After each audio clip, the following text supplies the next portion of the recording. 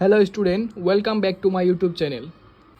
তো ছাত্ৰ ছাত্ৰীসকল, আজিৰ ভিডিঅ'টোত আমি আলোচনা কৰিবলৈ ওলাইছোঁ তোমাৰ ৰিজাল্টৰ ডেটখিনিক লৈ। তোমালোকৰ HSLC এক্সামৰ যিকোনো পৰীক্ষা তোমালোকে দিলা, সেই পৰীক্ষাৰ ৰিজাল্ট তোমালোকক কেতিয়া দিব, তো সেই বিষয়ত আমি আলোচনা কৰিম। ভিডিঅ'টো সম্পূৰ্ণকৈ চাবা, আৰু কোনোবাই যদি আমাৰ চেনেলত নতুন আহিছা তেনেহ'লে চেনেলখন ছাবস্ক্ৰাইব কৰি দিবা আৰু কাষত থকা বেল আইকনখন প্ৰেছ কৰি দিবা।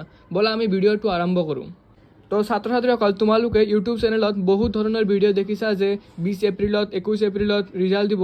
তো সেনেকুৱা মানে আমাৰ শিক্ষামন্ত্ৰী ডক্টৰ ৰণোজ পেগু ছাৰে যিমতে ঘোষণা কৰিছে বা কিছুমান মন্তব্য দিছে, আমাৰ ডক্টৰ হিমন্ত বিশ্ব শৰ্মা, আমাৰ CM ছাৰে যি ঘোষণা দিছে যে আমাৰ HSLCৰ ৰিজাল্টখন বহুত শীঘ্ৰেই দিয়া হ'ব, কিন্তু এনেধৰণৰ কোনো ধৰণৰ স্পষ্টীকৰণ দিয়া নাই যে 20 এপ্ৰিলতে দিব বা 21, 22 এনেকুৱা কোনো ধৰণৰ হোৱা নাই, স্পষ্টীকৰণ হোৱা নাই। তো তোমালোকে এইটো মানি চলিব পাৰা যে তোমালোকৰ ৰিজাল্টখন জল্দি ওলাব লগা আছে, মানে এপ্ৰিলৰ ভিতৰতে ওলাই যাব, 2019 এনেকুৱাও হ'ব পাৰে। তো তোমালোকে সেই ৰিজাল্টক লৈ ইমান এটা চিন্তা কৰি নাথাকিবা। তোমালোকৰ এইখিনি টাইম আছে, এইখিনি টাইম তোমালোকে এনজয় কৰি ভাল এটা জেগাত ফুৰিব বা যিকোনো এনজয়মেণ্ট তোমালোকে কৰি থকা, কোনো টেনশ্যন নাই। আৰু ছাত্ৰ ছাত্ৰীসকল, তোমালোকৰ যিবিলাক ছাত্ৰ ছাত্ৰীসকলৰ এক্সাম বেছি ভাল হোৱা নাই, সেইসকল ষ্টুডেণ্টে মেইনলি চিন্তিত হৈ আছে যে গ্ৰেছ মাৰ্ক দিব নে নাই। তো ছাত্ৰ ছাত্ৰীসকল, তোমালোকক গ্ৰেছ মাৰ্ক দি দিব। তো তোমালোকে কোনো ধৰণৰ চিন্তা কৰি ডিপ্ৰেশ্যনত যোৱাৰ দৰকাৰ নাই। তো তোমালোকে কি কৰিবা, নিজৰ এতিয়া হোৱা যিটো এক্সাম হৈ গ'ল তো হৈ গ'ল। যদি এক্সাম বেয়া হয় কোনোবা কাৰণে বা এক্সামত কোনো এটা ছাবজেক্টত ফেইল আহে, তোমালোকে কি কৰিবা, কম্পাৰ্টমেণ্ট এক্সাম দিব পাৰিবা। তো তোমালোকে এই বছৰে পাছ কৰি যাব পাৰিবা আৰু তোমালোকৰ বন্ধুবৰ্গৰ লগত 11ত এডমিশ্যন ল'ব পাৰিবা। তো সেইখিনিও আমাৰ স্পষ্টীকৰণ দিয়া আছে যে কম্পাৰ্টমেণ্ট এক্সাম হৈয়ে থাকিব। আমাৰ ডক্টৰ ৰণোজ পেগু ছাৰে একদম স্পষ্টীকৰণ কৰি দিছে যে কম্পাৰ্টমেণ্ট এক্সাম হৈয়ে থাকিব। আৰু কম্পাৰ্টমেণ্ট এক্সাম যোৱাবাৰ 2বাৰ হৈছিল, মানে আগতে 2বাৰ হোৱা আছিল, এইবাৰ 3বাৰ হোৱাৰো সম্ভাৱনা আছে। তো তোমালোকে চিন্তা কৰিব নালাগে, এবাৰ 2বাৰ দি তোমালোকে আৰামছে পাছ কৰি যাব পাৰিবা।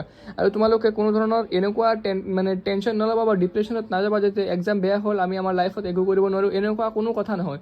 ছেকেণ্ড ডিভিজন পোৱা ষ্টুডেণ্টে তোমাৰ নীট ক্লিয়াৰ কৰি আছে। তো তুমি সেনেকুৱা চিন্তা নকৰিবা যে আমাৰ এক্সাম বেয়া হ'ল, আমি একো কৰিব নোৱাৰোঁ। তোমাৰ 10ৰ মাৰ্কশ্বিট মাত্ৰ এটাই মানে কৰিব যে তোমালোকে এটা ভাল কলেজত এডমিশ্যন ল'ব পাৰিবা বা ভাল এটা ইউনিভাৰ্চিটি, এনেকুৱা এটা কলেজ বা ইণ্টিগ্ৰেটেড কোৰ্চ, তো এনেকুৱা এটা এডমিশ্যন ল'ব পাৰিবা। তোমালোকে বেছি টেনশ্যন কৰিব নালাগে যে আমি একো কৰিব নোৱাৰোঁ। মেইন তোমালোকৰ ক্লাছ 12ৰ পাৰ্চেণ্টেজ বা 12ৰ মাৰ্কশ্বিটটোৱে তোমালোকৰ লাইফৰ পাথটো তোমালোকক দেখাব।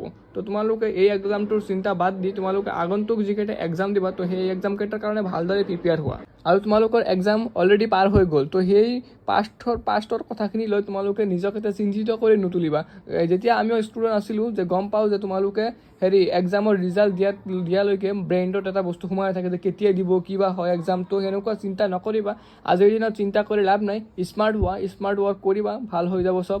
তো ছাত্ৰ ছাত্ৰীসকল, আজিৰ ভিডিঅ'টো আমি ইয়াতে শেষ কৰিছোঁ। তোমালোকে যদি আমাৰ চেনেলখন ছাবস্ক্ৰাইব কৰা নাই তেনেহ'লে ছাবস্ক্ৰাইব কৰি দিবা। ধন্যবাদ।